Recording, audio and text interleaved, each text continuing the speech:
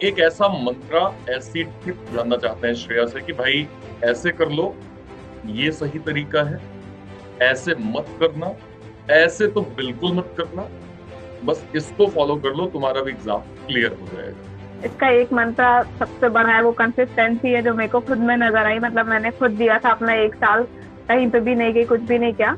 तो मेन चीज यही है कि कंसिस्टेंसी बहुत ज्यादा जरूरी है इसके लिए। और सबसे पहले अगर आप न्यू हो, आप स्टार्ट ही कर रहे हो, तो मेरा यही है कि पहले आप अपना बेसिक तैयार करो। ज्यादा समय नहीं लगता है बेसिक तैयार नहीं करने पर, पूरा सिलेबस निकाल के आप पहले बेसिक अपना तैयार करो। अगर आपका फाउंडेशन अच्छा रहेगा तो आप प्रैक्टिस और अच्छी वो कर पाएंगे। उसके बाद प्रैक्टिस पे, मॉक्स पे ध्यान दीजिए, तो जरूर एग्जाम निकलेगा, बिल्कुल निकलेगा।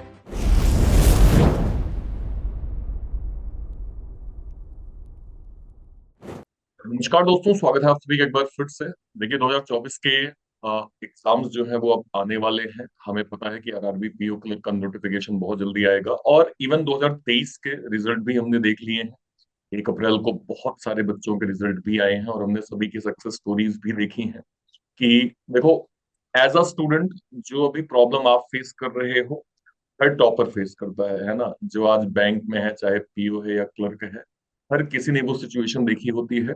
और मेरी हमेशा कोशिश है कि मैं जितना अपना अनुभव है वो तो मैं आपसे शेयर करूं भी, वो स्टूडेंट्स भी आपको अनुभव शेयर करें जो आज खुद बैंक में है, और कभी उन्होंने भी एक स्टूडेंट लाइफ जी है, उन्होंने भी उन प्रॉब्लम्स को फेस करी है जो शायद आप अभी महसूस कर रहे हैं। तो आज हमारे साथ श्रेया श्रीवास्तव है। Hi Shreya, how are you? Hello sir, good evening. I am very good, what about you? Thank you so much Shreya, मैं भी बिल्कुल ठीक हूँ। सबसे पहले श्रेया, आप हमें ये बताइए कि आप प्रॉपर कहाँ से हैं, आपने कौन सी डिग्री करी है, और कौन सा एग्जाम आपका क्वालिफाई हुआ है, और अभी आप कहाँ पे पोस्टेड हैं? Okay sir. मेरा नाम श्रेया श्रीवास्तव है। मैं करेली एमपी से बिलोंग करती हूँ। एक छोटा सा शहर है करेली, नरसिंहपुर डिस्ट्रिक्ट में आता है। और मैंने ग्रेजुएशन अपनी बीएससी कंप्यूटर साइंस से की हुई है। और अभी मैं पोस्टिंग करेली में ही हूँ। स्टेट बैंक करेली में हूँ। स्टेट बैंक करेली क्लर्क का मेरा एग्जाम निकला था, 22-23 वाला जो एग्जाम था लास्ट ईयर, वो मैंने क्लियर किया था। मुझे 1 साल होने वाला है अभी। तो यहाँ करेली पे में ही मेरी पोस्टिंग है। यानी आप एसबीआई में एज अ क्लर्क जो है वो पोस्टेड है, राइट? जी। जी सर। तो श्रेया, जैसे बीएससी आपने कहा कि कंप्यूटर साइंस से आपने किया है, तो कंप्यूटर साइंस और बैंकिंग दोनों जमीन आसमान का अंतर है, तो कैसे ये दिमाग में आया कि नहीं यार, बैंकिंग की जो है वो प्रिपरेशन करनी चाहिए? हाँ सर, मेरा बैकग्राउंड मतलब बहुत अलग है बैंकिंग से। कॉमर्स नहीं लिया मैंने। स्टार्टिंग से कभी नहीं था ऐसा कि बैंकिंग में ही जाना है। बट कहीं ना कहीं कोविड के बाद मेरी जो ग्रेजुएशन था वो आधा मेरा कोविड में निकला हुआ है। तो उसका मतलब मैं कहीं बाहर भी नहीं जा पाई, घर पे ही रही, घर पे ही पढ़ाई की मैंने। फिर ऐसा सडनली आया मतलब दिमाग में कि कुछ कंपटीशन एग्जाम की प्रिपरेशन करनी चाहिए, पर कहीं बाहर जाने का मेरा नहीं हो पाया। तो मैंने सोचा घर से ही तैयारी करते हैं, कोशिश तो करके देख ही सकते हैं। तो मैंने मार्च 22 में अपनी प्रिपरेशन चालू की, और मार्च 23 में मेरा सिलेक्शन का वो रिजल्ट आ चुका था, विद इन 1 ईयर। मतलब कितना टाइम लगा श्रेया, मतलब तुमने प्रिपरेशन स्टार्ट करने में और सिलेक्शन लेने में टोटल टाइम कितना लगा? सर स्टार्टिंग से लेके सिलेक्शन तक, मतलब फाइनल रिजल्ट तक मेरा पूरा 1 ईयर था, मार्च 22 से मार्च 23 तक। 1 साल में आपने एग्जाम जो है वो फाइनली क्रैक कर लिया है ना? ठीक है। जी सर। श्रेया श्रेया, जब एज अ बिगनर ने बैंकिंग का सिलेबस देखा होगा, तो जैसे 4 सब्जेक्ट हम सभी जानते हैं, मैथ, रीजनिंग, इंग्लिश, ये तो पहली बार देख के हमें समझ में आ जाता है कि अरे ये सब्जेक्ट तो बड़ा आसान है, इसको तुरंत उड़ा देंगे। और ये सब्जेक्ट भाई बड़ा टफ है यार, इसमें बड़ा समय लगने वाला है। तो आपका स्ट्रॉन्गेस्ट सब्जेक्ट कौन सा था श्रेया? वीकेस्ट सब्जेक्ट कौन सा था? और वीक में आपने कैसे काम किया, आपने कैसे उसको स्ट्रॉन्गेस्ट बनाया? सर मेरा स्ट्रॉन्गेस्ट तो मैथमेटिक्स मुझे शुरू से पसंद है, तो स्ट्रॉन्गेस्ट कहूंगी। पर कहीं ना कहीं रीजनिंग मुझे, जब मुझे पहले तक नहीं पता था, मैंने जब तक तैयारी चालू नहीं की थी, पर जब जब मैंने इसका सिलेबस देखा, उसको देखा, तो मुझे रीजनिंग सबसे पसंद आई शुरू से ही। और हमेशा उसमें मेरे अच्छे मार्क्स भी रहे हैं। तो रीजनिंग मैं कहूंगी सबसे अच्छा सब्जेक्ट रहा मेरा अभी तक का। और दिक्कत मुझे जो हमारा बैंकिंग अवेयरनेस होता है उसमें थोड़ी मुझे दिक्कत हुई, क्योंकि मैंने कॉमर्स बैकग्राउंड से नहीं थी, तो नया था सब कुछ। बट उसके लिए फिर मैंने वही कि क्लासेस देखना स्टार्ट किया कि बेसिक से शुरू करते हैं, फिर जहाँ तक पहुँचते हैं। तो यही था सब। यार इंग्लिश एक ऐसा सब्जेक्ट है जो, जैसे हमारे देश में बहुत सारे हम्म। बच्चे हिंदी बैकग्राउंड से हैं, और जब वो बैंकिंग की प्रिपरेशन करने आते हैं तो थोड़ा सा बैंक मतलब इंग्लिश उन्हें थोड़ा सा प्रॉब्लमेटिक होता है कि यार कैसे पढ़ेंगे, बेसिक कॉन्सेप्ट कैसे करेंगे। तो इंग्लिश के लिए वो बच्चे जो बिगनर हैं उनको आपकी स्ट्रेटजी कैसे उन्हें समझ में आए कि ऐसे कर लो तो हो जाएगा काम। हाँ सर, इंग्लिश का मैं जरूर बताऊंगी। इंग्लिश मैं इंग्लिश मीडियम से ही पढ़ी हूँ, सीबीएसई से पढ़ी हूँ, पर उसके बाद भी मैंने जब इंग्लिश के मतलब मैं मॉक टेस्ट वगैरह देती थी, तो इंग्लिश में मुझे लगा कि नहीं, ये बहुत हाई लेवल की इंग्लिश है, तो कहीं ना कहीं इंग्लिश लगता है। बट मैंने स्टार्टिंग कहीं एडिटोरियल देखने से मैंने स्टार्टिंग करी थी, जो मैंने की थी। तो एक एडिटोरियल डेली सुबह 1 घंटे का मैं देखती थी, तो उसमें मुझे मतलब बहुत ज्यादा वोकेबलरी, जो हमारा मेन पार्ट रहता है वोकेबलरी का रहता है, रीडिंग कॉम्प्रिहेंसिव का रहता है, वो मेरा उसी से क्लियर हुआ था, मतलब उसी से कवर हुआ है, और उसी से मुझे इम्प्रूवमेंट भी दिखा उसमें। और वोकेबलरी की मैं नोट्स बनाती थी, ताकि हफ्ते में एक बार, या जैसे अगर हफ्ते में नहीं हो पा रहा 2 हफ्ते में, तो उसको एक बार मैं रिवाइज कर लूँ। तो कहीं ना कहीं वो मेरे को बहुत मदद की है। और सेम एक सवाल श्रेया मैथ्स का भी है। मैथ्स में भी बच्चों को बहुत फियर होता है, और इनिशियल हाँ। लेवल से कैसे पढ़ें, हाई लेवल कंटेंट कैसे पढ़ें। अब ये 10th 12th का तो एग्जाम है नहीं कि क्लियर है हमें कि टाइम एंड वर्क के ये 10 क्वेश्चन में से 2 क्वेश्चन तो पूछ ही लेगा, तो इस 10 को पढ़ लेते हैं, पास तो हो ही जाएंगे। यहाँ तो ऐसा है कि कुछ भी पूछ लेगा। तो बेसिक से वो तैयारी आप मैथ्स की अगर कोई करना चाहे तो कैसे करे श्रेया? बेसिक सर यही है कि बेसिक मेरा, मैं अपने लेवल पे बता रही हूँ, तो मेरा बेसिक थोड़ा अच्छा था मैथ्स का, शुरू से मुझे मैथ्स बहुत पसंद है। पर अगर किसी को नहीं भी पसंद है, तो मैथ्स मतलब ऐसी चीज नहीं है, आप नॉर्मल उसका बेसिक से जब 1 2 3 से स्टार्ट करेंगे ना, तो वो धीरे धीरे उसमें इंटरेस्ट भी आता जाता है, और प्रैक्टिस करने पर उस पर स्पीड भी आ जाती है, कि मेन चीज बैंकिंग में हमें पता है स्पीड ही है। तो मेरा भी मतलब मेरे को बेसिक तो आता था, पर स्पीड मेरी उतनी अच्छी नहीं थी जहाँ पे मैं थी। तो मैंने बेसिक पहले देखा कि मैं कहाँ छूट रही हूँ, मतलब स्पीड कहाँ रुक रही है मेरी। तो मैंने जो शॉर्ट, बहुत सारे ऐसी चीजें रहती है जिनको हम पूरा स्कूल में लिख लिख के करते हैं, पर यहाँ पे हमको रहता है कि शॉर्टकट करना चाहिए उसका। तो शॉर्टकट ज्यादातर मैंने यूज की, उनको लिखा, कहीं ना कहीं नोट डाउन किया, और उनको रिवाइज करने की, उनकी उनके क्वेश्चंस पे प्रैक्टिस की मैंने, और उसके साथ ही स्पीड बनी, तो मैथ्स निकल गया। अच्छा श्रेया, जनरल अवेयरनेस, हाँ, अलग अलग लोगों के अलग अलग व्यू होते हैं। मतलब कोई कह रहा है कि 6 महीने पढ़ लो, कोई कह रहा है 8 महीने पढ़ हाँ। लो, कोई कह रहा है 10 महीने, कोई कह रहा है एक पूरा साल पढ़ लो यार, काहे रिस्क ले रहे हो। अब हम आज जब न्यूज पढ़ने बैठते हैं तो पता चला कि मोदी साहब आज यहाँ हैं, कल मोदी जी वहां पहुंच गए, परसों मोदी जी वहां पहुंच गए। जहां जा रहे हैं नई योजना कुछ न कुछ आ रही है, उसकी न्यूज बन जा रही है। तो जीए की एक परफेक्ट स्ट्रेटेजी श्रेया क्या होनी चाहिए बिजनेस के लिए? सर जीए की ये होनी चाहिए, मुझसे एक गलती हुई थी स्टार्टिंग में, मैं बताती हूँ सर। मेरे ना प्रीलिम्स निकल रहे थे, और मैंने जीए, मैंने इसी हिसाब से जो आप बोल रहे हैं, मैंने वैसे ही रखा था जीए को, कि मैं लास्ट में जब मेरा प्रीलिम्स निकल जाता है, तो मैं मेंस के टाइम पे उसको इकट्ठा 6 मंथ का, 4 महीने का मैं पढ़ लूंगी। पर वो नहीं हुआ। जैसे आरआरबी पीओ भी निकला था मेरा प्रीलिम्स, आईबीपीएस पीओ प्रीलिम्स निकला था, पर मेंस में कहीं ना कहीं मैं सीए के उसी के कारण रही थी, करंट अफेयर्स जो रहता है हमारा, उसके कारण रह गई थी। बट फिर मेरे को उसके बाद ही समझ में आया कि नहीं, इसको साथ में ही करना चाहिए, कि डेली का डेली अगर आप आधा घंटे 1 घंटे भी डेली आप पढ़ लेते हो न्यूज़ को, तो वो कहीं ना कहीं दिमाग में बैठ जाती है, और हमेशा याद रहती है वो। तो मैंने फिर उसके बाद वही स्टार्ट किया था, कि मैं डेली का डेली 1 घंटे पढ़ती थी। आप सिर्फ इसको पढ़ लो एक बार, मतलब कहीं ना कहीं वो दिमाग में आ ही जाता है। और अगर आपको टाइम मिलता है, तो हफ्ते में अगर एक बार पूरे हफ्ते का रिवीजन हो जाए, तो वो सबसे सही है। तो वो मुझे मतलब ये क्लर्क के जो मेंस के एग्जाम पे टाइम पे मेरे को यही बहुत काम आया था, कि मैंने फिर साथ में किया था, डेली का डेली। इकट्ठा पढ़ने से नहीं होता है कि इकट्ठा पढ़ लो आप, तो वो सही तरीका नहीं है, मेरे को लगता है। मतलब शुरू से ही पढ़ना चाहिए ताकि आपका एक फ्लो बना रहे। वरना बहुत सारे लोग क्या करते हैं कि प्रीलिम्स क्वालिफाई हुआ, मेंस में जी अभी जी। 20 बचा है, तो चलो यार जितना भी जहां कहीं से भी रट्टा घोटा टोर्नेटो मिल हाँ जाए सबको एक साथ ही आदमी कूट काट के पी ले, तो ऐसा थोड़ा सा टफ हो जाता है। श्रेया, रीजनिंग एक ऐसा सब्जेक्ट है जो शायद हमने स्कूल कॉलेज में कभी नहीं पढ़ा है, और कभी हमने मुहावरों में ना कहो किसी ने कह दिया कि अरे रीजनिंग लगाओ भाई, बस इतना ही सुना है कि रीजनिंग कोई सब्जेक्ट होता है। हाँ उसके बाद जब हम बैंक एसएससी की प्रिपरेशन करते हैं तो हमें डेप्थ जो है वो समझ में आता है कि अच्छा ये रीजनिंग होता है, इतने टॉपिक्स होते हैं। तो रीजनिंग के श्रेय आपकी बिल्कुल बेसिक से तैयारी कैसी थी, और वो बच्चे जो रीजनिंग को अपने आप में इम्प्रूव करना चाह रहे हैं उनको आप क्या सजेस्ट करेंगे? सर, रीजनिंग का यही है, मैंने आपको बताया था कि स्टार्टिंग मेरे को पता भी नहीं था रीजनिंग होता क्या है। बट जैसे ही मैंने सिलेबस देखा, सिलेबस के बाद मैंने स्टार्टिंग सर आपके साथ ही पढ़ने सीखी थी, रीजनिंग की स्टार्टिंग मैंने आपसे ही की थी। तो जब बेसिक पूरा पढ़ा मैंने, उसके टॉपिक सारे पढ़े, तब मेरे को लगा कि नहीं ये तो बहुत इजी है। मतलब टॉपिक्स ऐसे होते हैं रीजनिंग में, आपको थोड़ा सा बस दिमाग लगाना होता है। जैसे आप पजल करने का भी जो भी आप तरीका बताते हैं कि शॉर्ट है बिल्कुल, मतलब एक उसकी लाइन पकड़नी होती है, उसके बाद सारा पजल अपने आप बन जाता है। तो वही मैंने ट्रिक सारी लगाई थी, उनके बाद प्रैक्टिस जैसी कर सकती थी, और प्रैक्टिस बहुत की मैंने, क्योंकि स्पीड लाना बहुत जरूरी है इसमें। तो बेसिक वही है, अगर किसी को रीजनिंग है तो बेसिक तैयारी करें, और उसकी रीजनिंग सही है, प्रैक्टिस से आ जाता है वो।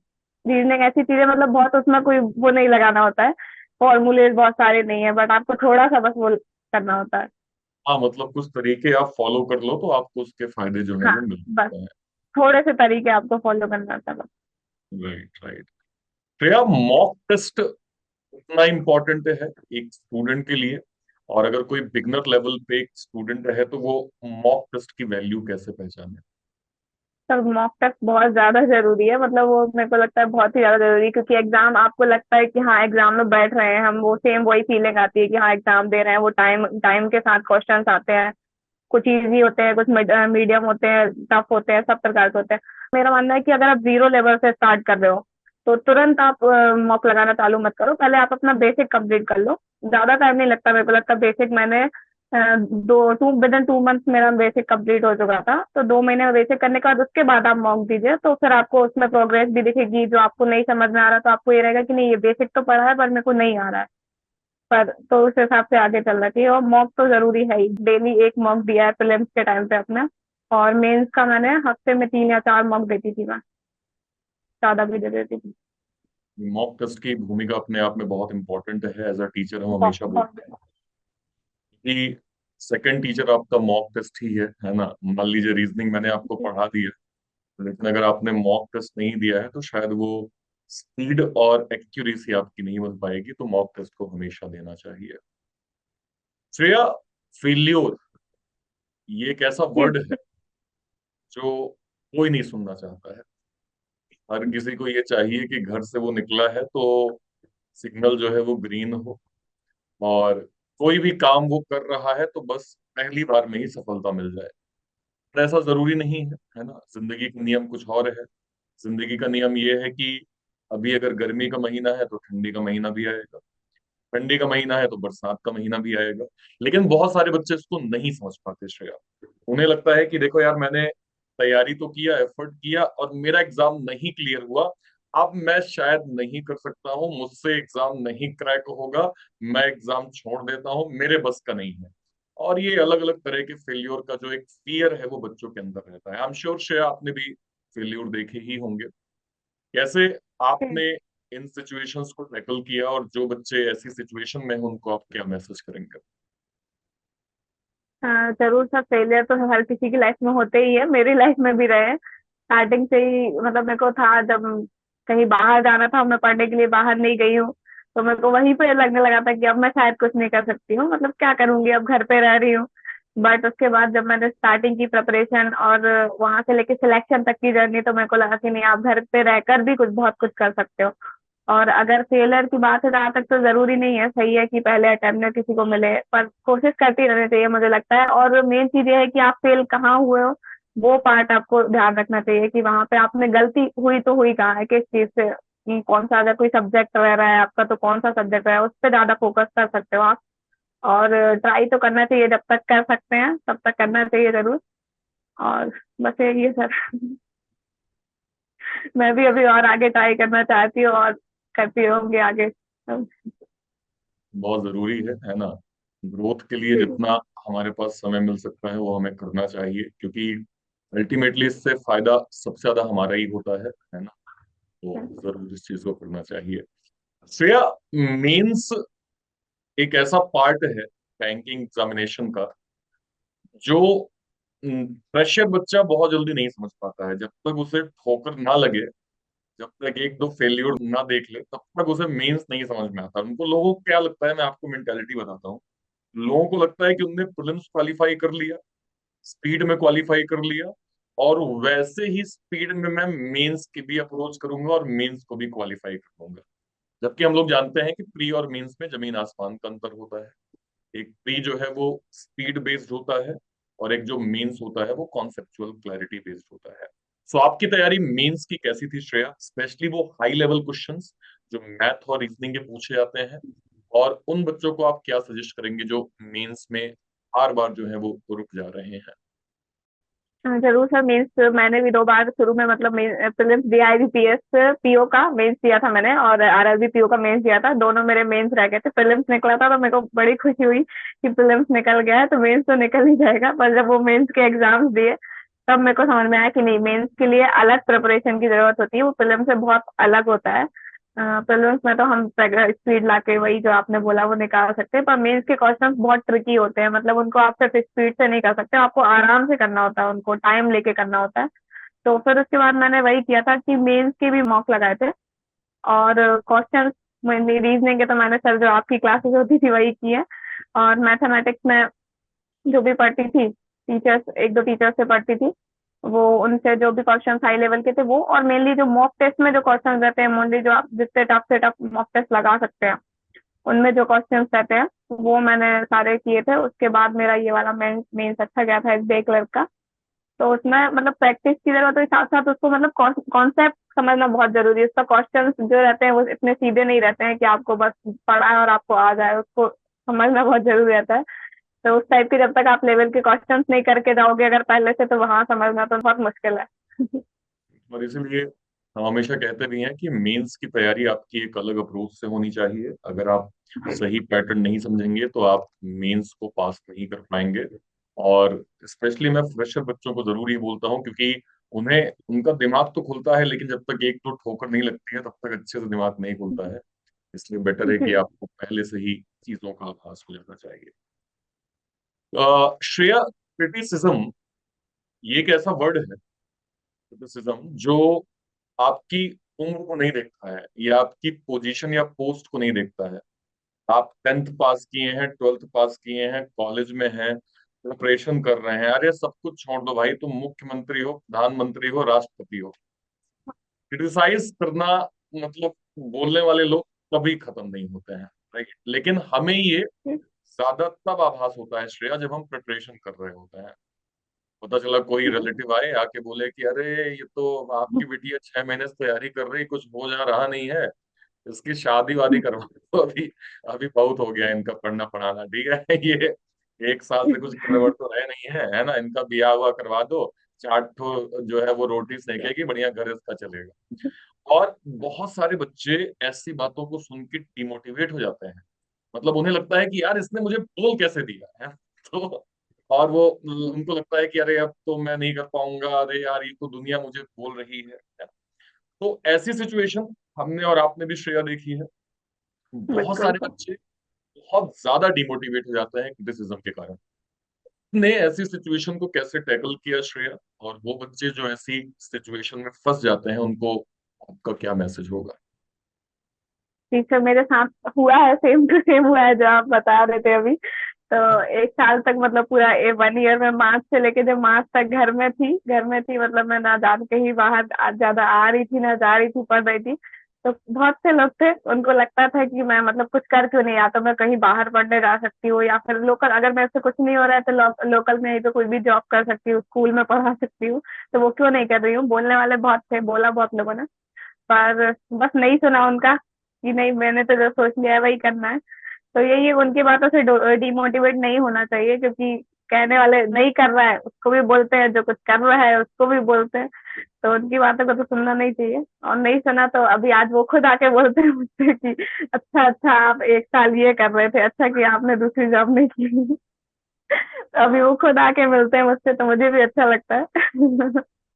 ये चीज तो बिल्कुल सही है, क्योंकि जब बिल्कुल। आप जॉब की तैयारी कर रहे हो या आप बिजनेस कर रहे हो, कुछ भी आप कर रहे हो, जब आप इनिशियल लेवल पे स्ट्रगल कर रहे होते हैं तो आपका साथ कोई नहीं देता, लेकिन जैसे ही हल्की हल्की सफलता मिलनी स्टार्ट हो जाती है, लोग भाई तुम्हारा एग्जाम्पल लेना चालू कर देते हैं कि अरे देखो इन्होंने बिल्कुल किया सर। है, ये आप भी कर सकते हैं तो ये लोगों का परसेप्शन है जो आपकी सफलता से चेंज होगा। तो कभी भी आपको शब्दों से प्रूव करने की जरूरत नहीं है, हमेशा एक्शंस आपके बहुत क्लियरली बोल रहे बिल्कुल। हैं।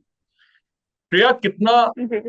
लाइफ बदला एक साल में, अभी हम चूंकि एसबीआई में क्लर्क हो गए हैं, तो एक साल में कितना जीवन में परिवर्तन आया। जो महीने की सैलरी आती है कितना हमें कंफर्ट देती है, कितना हमें अच्छा फील होता है कि देखो यार, किस चीज के लिए हमने इतना स्ट्रगल किया और आज जो हमें वो मिल रहा है। तो वो मैं जरूर चाहूंगा श्रेया, अपने शब्दों में आप जरूर बताएं।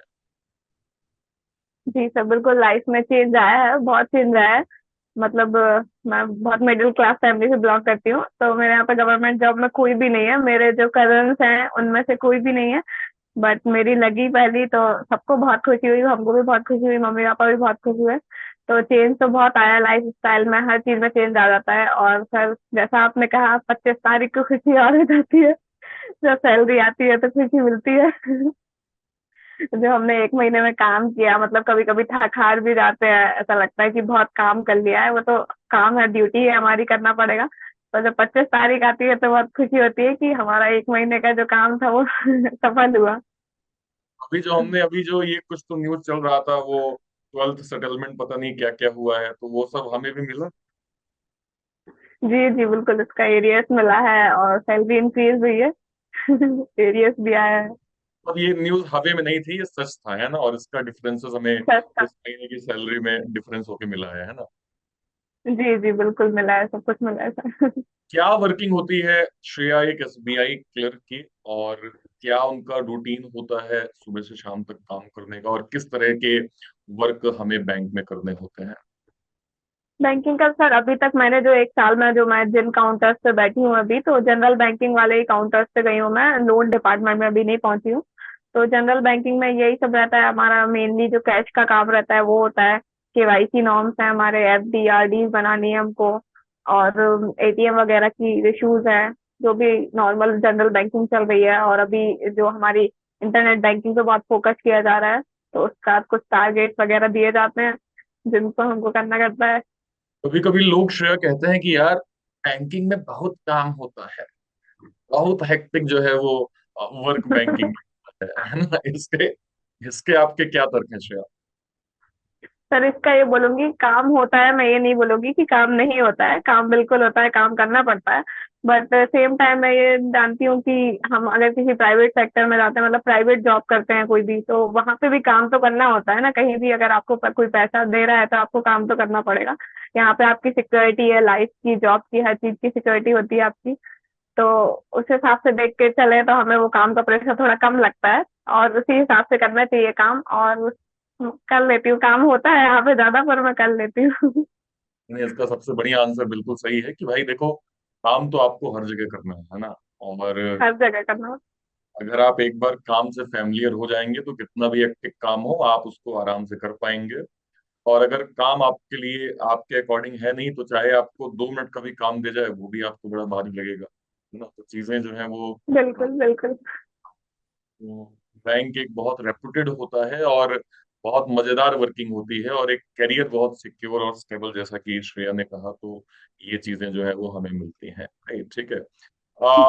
कस्टमर इंटरेक्शन जी श्रेया कैसा रहा है? और जैसे कभी कभी कुछ स्टूडेंट्स का जब मैं इंटरव्यू करता हूँ तो दे आर सेइंग कि अरे सर, कभी कभी तो पसीने छुड़वा लेते हैं ये कस्टमर। तो क्या अनुभव है श्रेया इसका? बिल्कुल सर, कस्टमर्स तो है, मतलब मैं भी जहाँ पे मेरी पोस्टिंग है अभी जिस जगह पे हूँ, कस्टमर्स का फुटफॉल बहुत ज्यादा है, कस्टमर्स रहते हैं, इंटरेक्शन। बट उनके साथ भी मेरे को यही समझ में आया कि उनसे भी अच्छे से दो शब्द अगर आप अच्छे से बोल दो तो वो इतने, मतलब कस्टमर भी ऐसा नहीं होता है, वो अच्छे से दो शब्द उनको अच्छे से बोल दो तो वो 1 घंटे भी रुक जाते हैं। अगर आपका किसी काम में फंसे हो, आप दूसरा काम कर रहे हो, बस आपको हैंडल करना आना चाहिए कि हमको कैसे, कौन से काम को प्रायोरिटी देना है, कौन सा काम को प्रायोरिटी नहीं देना है। क्यूज भी बनती है, लाइन लगती है, सब कुछ है। बट कुछ काम ऐसे होते हैं जो आपको लाइन साइड से भी करना पड़ता है, क्योंकि वो प्रायोरिटी है, आपको करना होगा, नहीं तो आपके कस्टमर्स भाग जाएंगे। तो ये सब सीखा मैंने एक साल में, और अब तो हैंडल कर लेती हूँ मैं बहुत अच्छे से। जो हमने श्रेया सुना है कि जैसे हम बैंक में अगर ज्वाइन करते हैं तो जाइप काइप भी अगर हम क्वालिफाई कर ले तो हमारे नंबर्स जो है वो और अच्छे हो जाते हैं इन टर्म्स ऑफ सैलरी के। तो ये क्राइटेरिया मतलब कितने टाइम पे लागू होता है, कितने समय में हमें इन एग्जाम्स को क्वालिफाई करना होता है, या कितना ड्यूरेशन हमें मिलता है इसको क्वालिफाई करने का?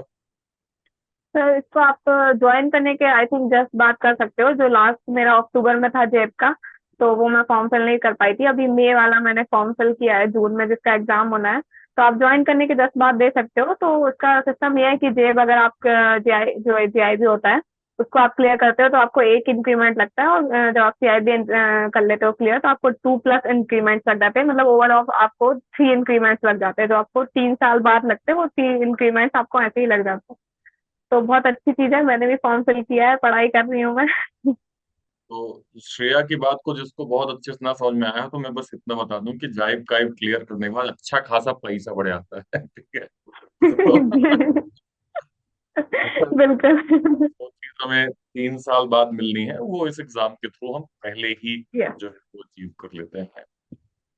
श्रेया, कभी कभी बच्चों का सवाल आता है कि सर मन नहीं कर रहा है पढ़ने का।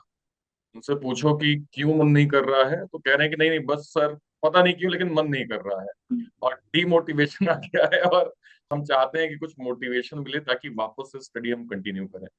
तो इसको श्रेया, एक बार तो एज अ टीचर आपकी जिम्मेदारी है कि आप इसको, ठीक है आपने मोटिवेट कर दिया, बट बार बार तो आप नहीं कर सकते। और जिन स्टूडेंट्स के साथ ये कॉमन समस्याएं हैं, उनको श्रेया आप क्या मैसेज देंगे कि भाई बार बार ये जो मन नहीं कर रहा है ये क्या प्रॉब्लम है, और उसके इससे कैसे निकला जाए बाहर? बिल्कुल सर, बोलना चाहूंगी ये उनके साथ सिर्फ नहीं हो रहा है, ये सबके साथ होता है। मैं भी जब स्टूडेंट थी मैं भी पढ़ती थी, अभी भी पढ़ती हूँ, अभी भी मैं आगे का कुछ पढ़ने का सोचती हूँ। कई बार होता है कि मन नहीं करता है, पहले भी ऐसा होता था कि मन नहीं लग रहा है। तो आप थोड़ा सा, मैं बोलती हूँ ऐसा नहीं है, अपने आप को भी टाइम दे सकते हो। और आपका बिल्कुल भी मन नहीं कर रहा है तो आप मत पढ़ो, उस टाइम पे आपको पढ़ने की कोई जरूरत नहीं है। वो पढ़ा हुआ आपका कभी काम नहीं आएगा अगर आपका मन नहीं है। थोड़े टाइम के लिए आप रुक सकते हो, ब्रेक ले सकते हो, एक दिन के लिए ब्रेक ले सकते हो। आप ब्रेक लो, आराम से एंजॉय करो, और नेक्स्ट दिन फिर से पर वही पुराने मोटिवेशन के साथ चलो कि नहीं, हमें एग्जाम क्लियर करना है, जॉब लेनी है। तो दोबारा से वही मोटिवेशन से तो एक छोटा सा ब्रेक ले सकते हैं हम। तो उसमें मेरे को लगता है ठीक हो जाए, मेरे साथ जो होता था वो यही होता था। तो छोटा सा ब्रेक लो और फिर से चालू हो जाओ। तो छोटा सा आप ब्रेक लीजिए, लेकिन रुकिए नहीं, है ना? अगर रुक गए तो पूरा रुकिए नहीं। नहीं नहीं। पूरा गेम जो है वो खत्म हो जाता है। तो ऐसा नहीं करना है आपको, है ना? और एक इसमें एडिशन मैं और करूंगा कि एक्सटर्नल मोटिवेशन लेने की बजाय सबसे बेटर है कि आप इंटरनल मोटिवेशन के साथ काम करिए। आपको जब ये पता है कि आपको चीजें क्यों करनी है, तो शायद आपको बहुत अच्छे से क्लियर होगा कि आपको करना क्यों है। श्रेया, समाज का कितना परसेप्शन चेंज हुआ एग्जाम क्लियर होने के बाद? जैसे आपने कहा कि लोगों ने कभी ताने मारे होंगे, कभी लोगों ने ऐसा कहा वैसा कहा। एग्जाम क्लियर करने के बाद लोगों का परसेप्शन, लोगों का सोच, लोगों का देखने का नजरिया कितना बदल गया? बदला है सर, बहुत बदला है। मतलब किसी को लगता नहीं था कि मैं इतने जल्दी, और मतलब छोटी सी दिखती हूँ। तो सबको सब छोटा सा ही समझते थे, किसी को नहीं पता था कि जॉब लग जाएगी इतने जल्दी। तो सब लोगों का नजरिया चेंज हुआ है, परिवार में सारे लोग बहुत खुश हुए। और अभी तो मतलब और अच्छे से, जो थोड़ा अच्छे से बात करते थे पहले भी करते थे लोग, बट अभी और अच्छे से बात करने लगे हैं। सबको कोई भी किसी भी चीज की, बैंकिंग की अगर किसी को भी कोई प्रॉब्लम होती है, बैंक का कोई भी काम है, तो मुझसे सबसे पहले पूछते हैं। दूर से रिश्तेदारों के फोन आते हैं, कोई काम है कुछ है। तो चेंज तो हुआ है सर, बहुत चेंज हुआ है। अभी भी कोई ऐसे रिश्तेदार हैं जो कह देते हैं कि अरे अब इनकी जल्दी शादी करवा दो, क्या ही है अभी? ये तो बोलते हैं। ये तो अभी किसी भी फैमिली फंक्शन में जाओ तो ये बात तो होती है। कि अब तो सरकारी नौकरी भी है, सब कुछ है अब तो। हाँ। हाँ। ये एक स्ट्रगल का बड़ा एक बहुत इम्पोर्टेंट पार्ट है कि जिस समय पे आपको लोगों के ताने मतलब अंदर तक घर कर जाते थे, आज जब उनकी बातों को आप सुनते हैं तो आपको रियलाइज होता है कि अरे ये वही लोग थे, ये वही लोग थे जो उस टाइम पे कुछ और बोला हाँ। करते हाँ थे, आज कुछ और बिल्कुल। बोल रहे हैं। श्रेया, बहुत सारे बच्चे फिलहाल इस वीडियो को देख रहे होंगे, वो एक ऐसा मंत्रा, ऐसी टिप जानना चाहते हैं श्रेया से कि भाई ऐसे कर लो, ये सही तरीका है, ऐसे मत करना, ऐसे तो बिल्कुल मत करना, बस इसको फॉलो कर लो, तुम्हारा भी एग्जाम क्लियर हो जाएगा। जी सर, बिल्कुल बोलना चाहूंगी। इसका एक मंत्र सबसे बड़ा है, वो कंसिस्टेंसी है, जो मेरे को खुद में नजर आई। मतलब मैंने खुद दिया था अपना 1 साल, कहीं पे भी नहीं गई, कुछ भी नहीं किया। मतलब किया, बट बहुत कि अपनी पढ़ाई पे कहीं पे भी वो ना आए उसका इफेक्ट। पढ़ाई पे नहीं पड़ना चाहिए हमारे, कहीं भी अगर हम बाहर जाते हैं कुछ करते हैं तो। तो मेन चीज है कंसिस्टेंसी, आपको कंसिस्टेंसी रखनी ही रखनी चाहिए। आप मतलब हफ्ते में अगर छुट्टी भी, संडे को छुट्टी भी मिल रही है तो उसको थोड़ा टाइम एंजॉय कर लो, थोड़ा टाइम पढ़ लो, क्योंकि कंसिस्टेंसी बहुत जरूरी है मेरे को लगता है। अगर बीच में एक बार पढ़ाई छूट जाती है ना, तो वो दोबारा रिस्टार्ट होने में उसको थोड़ा सा टाइम लगता है, फिर आपको फिर से स्टार्टिंग से करना होता है। तो मेन चीज यही है कि कंसिस्टेंसी बहुत ज्यादा जरूरी है इसके लिए। और सबसे पहले अगर आप न्यू हो, आप स्टार्ट ही कर रहे हो, तो मेरा यही है कि पहले आप अपना बेसिक तैयार करो। ज्यादा समय नहीं लगता है बेसिक तैयार नहीं करने पर पूरा सिलेबस निकाल के आप पहले बेसिक अपना तैयार करो। उसके बेसिक्स के अगर आपका फाउंडेशन अच्छा रहेगा तो आप प्रैक्टिस और अच्छी वो कर पाएंगे। उसके बाद प्रैक्टिस पे, मार्क्स पे ध्यान दीजिए, तो जरूर एग्जाम निकलेगा, बिल्कुल निकलेगा। ये बहुत मजा आया श्रेया, आज आपसे बात करके। एंड जी आ, वो जो एक खुशी मुझे दिख रही है 1 साल वाली एज अ बैंकर, वो मैं भी महसूस कर पा रहा हूँ। और जितने स्टूडेंट्स हमें देख रहे होंगे वो भी जरूर बहुत कुछ सीखे होंगे। तो सबसे पहले श्रेया, आपको आपकी सफलता के लिए बहुत बहुत शुभकामनाएं। Thank you so much sir. बस एक बात मैं लास्ट में कहना चाहूंगी। बताइए बताइए। बोलिए। सर मैं जब भी मतलब जब मैं पढ़ रही थी, पढ़ती थी पिछले साल, तो आपकी वीडियोस, आपके मतलब लाइव सेशन पूरे अटेंड करती थी मैं, सारे अटेंड किए मैंने, एक भी नहीं छोड़ी थी। रात को अगर 9 बजे जो सेशन रखते थे मेंस के टाइम पे, आप मेरे को अभी भी याद है, तो एक साइड से मेरे पापा खाना खिला रहे होते थे मेरे को और मैं क्वेश्चन सॉल्व कर रही होती थी। तो उसी का ये नतीजा है कि आज मैं यहाँ हूँ। तो मतलब बहुत, तभी से मेरे को बहुत इच्छा थी कि आपको, उस टाइम पे भी मैं सोचती थी कहीं ना कहीं, कभी कभी चैट में लिख भी देती थी, सर आपसे एक बार मिलना है, जरूर एक बार आपसे बात करनी है। तो आज आपसे बात करके बहुत अच्छा लग रहा है सर, और होप कि जब एक बार मिले भी आपसे, मिल सकूं मैं। तो बहुत अच्छा लग रहा है। Thank you so much sir. नहीं नहीं, बहुत बहुत शुभकामनाएं श्रेया। और हम बहुत जल्दी एक गेट टुगेदर, जैसा कि मैंने आपको बताया ही है कि एक गेट टुगेदर की प्लानिंग है। कुछ जी जी। बच्चों के डीवीज वगैरह जो है वो क्लोज हो जाएं, थोड़ा डिले चल रहे हैं, तो जैसे ही वो क्लोज होता है तो श्रेया आपको हम ऑलरेडी आपका एक एडवांस जो है वो इनविटेशन रखा हुआ है, और वो सबसे जी पहले ही जी आपके पास पहुंचेगा, है ना। और हमें भी बहुत खुशी होती है श्रेया, बीइंग अ टीचर, ऐसे स्टूडेंट जो अपनी जिंदगी को बदल के दिखा देते हैं। क्योंकि देखो, 10th लेवल पे मेरे एक टीचर थे, वो हमेशा कहते थे कि देखो, मैं इस क्लास को पढ़ा रहा हूँ, इस क्लास में अगर 100 बच्चे हैं तो 30 ऐसे बच्चे होंगे जो 100 में 100 लाएंगे, 30 ऐसे बच्चे होंगे जो 100 में 60 लाएंगे, 10 ऐसे बच्चे होंगे जो 100 में 50 लाएंगे, और कुछ ऐसे बच्चे होंगे जो पास भी नहीं होंगे। तो क्या पढ़ाने में कोई दिक्कत है? नहीं। लोगों के वाई में प्रॉब्लम है, लोगों के विल पावर में प्रॉब्लम है। अगर लोगों का विल पावर क्लियर हो तो शायद क्लास के सारे बच्चे अच्छे मार्क्स लाएं। तो एज अ टीचर हमारी हमेशा कोशिश होती है कि सही में शिक्षा आप तक पहुंचा पाए। आपका विल पावर अगर क्लियर है तो आप उसको तुरंत अडॉप्ट करके अपनी जिंदगी में इम्प्लीमेंट कर लेते हैं। और नतीजा हम देख पा रहे हैं, श्रेया श्रीवास्तव एसबीआई क्लर्क, 1 साल जो है इनको कंप्लीट हो गया है। और मुझे उम्मीद है श्रेया कि अभी ये आपकी आखिरी जर्नी नहीं होने वाली है, अभी इससे भी बड़े टारगेट्स जी आपने जी जी, देखे होंगे। बिल्कुल। तो उनके बिल्कुल लिए, सर। उन सारे जो भी आपके टारगेट्स हैं, उनके लिए आपको एडवांस में बहुत बहुत शुभकामनाएं, thank you so much sir. कि आप उन्हें जल्दी से जो है वो अचीव करें, और दोबारा भी आपका इंटरव्यू अर्पित सर ही ले पाए। जी जी, बिल्कुल सर, बिल्कुल। सो वंस अगेन श्रेया, आपको आपकी सफलता के लिए बहुत बहुत शुभकामनाएं। Thank you sir, thank you. तो ये थी हमारे साथ श्रेया, जिन्होंने एसबीआई क्लर्क जो है वो क्रैक किया है और बैंक में अभी पोस्टेड है। हमने इनकी जर्नी को समझा, वो सारे सवाल जो आपके होते हैं कि सर ये प्रॉब्लम हो रही है, आई थिंक श्रेया ने बहुत क्लियरली उनके आंसर किए हैं। और मैं आपसे यही कहूंगा कि अगर आपने यहाँ पे 1% भी श्रेया की बात को समझ लिया तो आपके लिए बहुत ज्यादा फायदेमंद चीजें होने वाली हैं, है ना। और इम्प्लीमेंट करिए, लाइफ को बेहतर करिए। नेक्स्ट सेशन में हम किसी और श्रेया के साथ होंगे, उनकी सक्सेस स्टोरी को प्रॉपर सुन रहे होंगे, और बहुत अच्छे से सीख कर अपनी लाइफ को बेहतर कर रहे होंगे। फिलहाल के लिए सेशन को इतना ही रखते हैं। Till then, bye bye, thank you so much. जय